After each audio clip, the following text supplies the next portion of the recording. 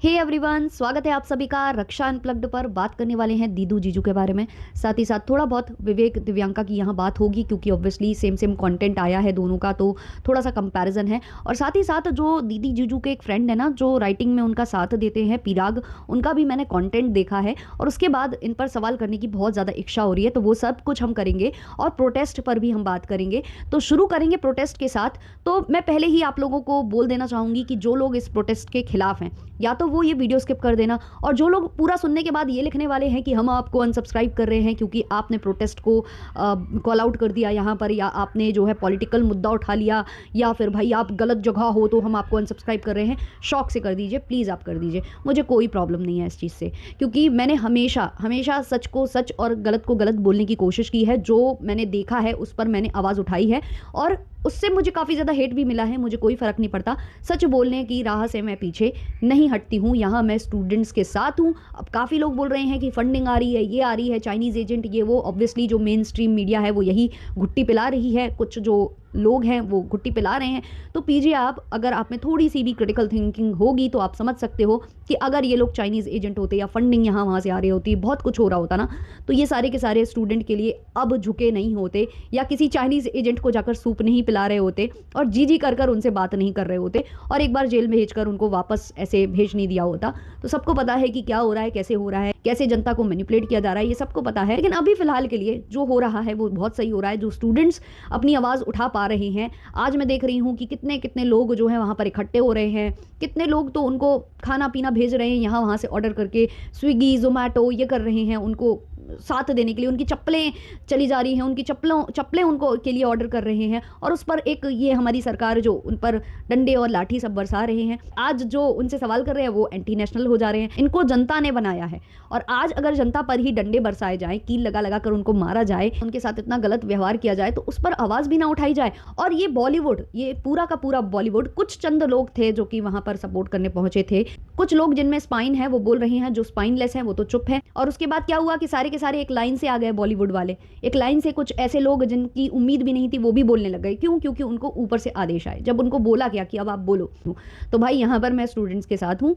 बाकी अब हम आगे चलते हैं इसी मुद्दे को थोड़ा सा आगे करते हुए, कि जो हमारे दीदी जीजू हैं, उनके एक दोस्त हैं जो कि काफ़ी बार इनके घर में दिखे हैं, जो संग में राइटिंग वर्क करते हैं, उन्होंने कंटेंट बनाना जारी रखा हुआ है। पहले जीजू और वो मिलकर कंटेंट बनाया करते थे, लेकिन अभी जीजू गायब से हैं। वो बना रहे हैं मुद्दों पर, वो पेट्रोल के मुद्दे पर कंटेंट बना रहे हैं, वो पर्वतों के जो मुद्दे हैं उन पर कंटेंट बना रहे हैं, जो पेड़ काटे जा रहे हैं उस पर वो कंटेंट बना रहे हैं। लेकिन जीजू गायब हैं। जीजू ना तो अपने वीडियो के माध्यम से कुछ बोलते हैं, अपने ब्लॉगिंग चैनल के माध्यम से ना तो कुछ बोलते हैं, और ना ही भाई वो कंटेंट में हिस्सेदारी जमा रहे हैं। जबकि वो अकेले बंदा बहुत अच्छे कंटेंट पर काम कर रहा है, बहुत अच्छी चीज़ें वो लोगों के सामने रख रहा है अपने कंटेंट के माध्यम से। जो भी रीसेंट कंडीशन चल रही है उस पर वो कंटेंट बना रहा है, और अपना जो भी मत है वो उस कंटेंट के माध्यम से रख रहा है। तो मैं उसको बहुत ज़्यादा अप्रिशिएट करूंगी, उसके लिए मेरी आंखों में इज्जत बढ़ गई। मैं कहती हूँ, आप सपोर्ट करते हो तो खुलकर बोलो, नहीं करते हो तो खुलकर बोलो। अगर आप चुप हो रहे हो इसीलिए कि आपको लोग अनसब्सक्राइब कर देंगे, तो यहाँ पर आपकी जो लालच है वो दिख जाती है। तो ये चीज़ें हैं, ये लोग नहीं बात कर रहे हैं। अब हो क्या रहा है कि बहुत सारे लोग इनको कमेंट कर रहे थे, जो कि बच्चों को लेकर था, कि लगता ही नहीं है कि ये माँ बाप हैं, लगता ही नहीं है, ये तो विजिटर्स की तरह जाते हैं, ये है वो है।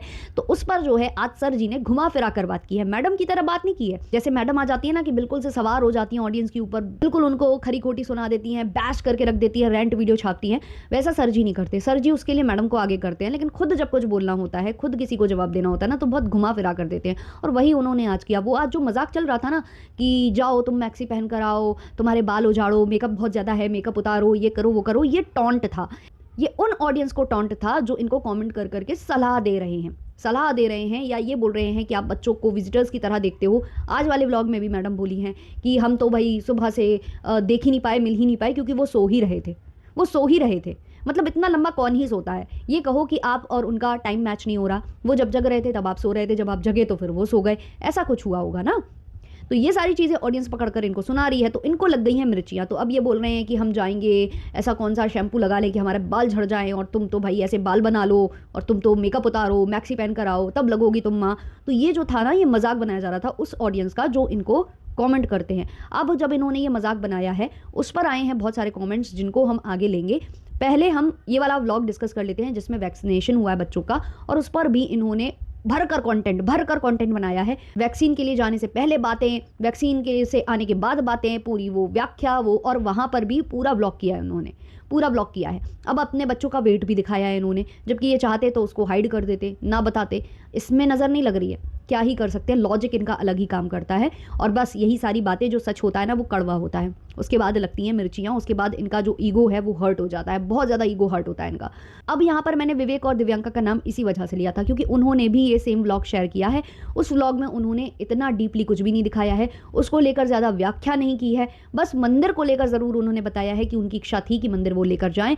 तो उनके बच्चे क्योंकि सो गए थे और थोड़ा सा रेस्टलेस हो रहे थे, तो उन्होंने घर भेज दिया, और जैसे ही उन्हें पता चला कि बच्चे जाग गए हैं, वो उनको लेकर मंदिर गए। ये उनका कंटेंट था। और बीच में उन्होंने वो दिखाया है जो उनकी को स्टार रहती थी, उनकी जो बेटी बनती थी, जो कि रूहानिका धवन है, वो आई हुई थी, तो उनका कंटेंट बनाया है। और वो भी बच्चे वगैरह वो गोद में ले रही थी, तो उसको भी मतलब इन्होंने दिखाया है, लेकिन बहुत सटल वे में दिखाया है। यही इनके घर में कुछ होगा ना तो रिएक्शंस आप देखना, ओ बाप रे, अरे देखो देखो, ये पंडित जी इमोशनल हो गए थे, आप देख ही रही थे ना, पंडित जी ही इमोशनल हो गए थे, तो वैसा इनके यहाँ होता। तो ये सारा जो इनका कंटेंट है, ये जो दिखता है इनमें और उनमें, जो ज़मीन आसमान का अंतर दिखता है ना, उसको इसलिए डिस्कस कर लिया जाता है क्योंकि कंटेंट भी इनका आसपास ही आ जाता है भाई, मतलब ना चाहते हुए भी डिस्कस हो ही जाते हैं ये, मतलब कंपैरिजन इनका हो ही जाता है क्योंकि ये आसपास कंटेंट अपलोड कर देते हैं। तो ये भाई ज़मीन आसमान का इनमें अंतर है।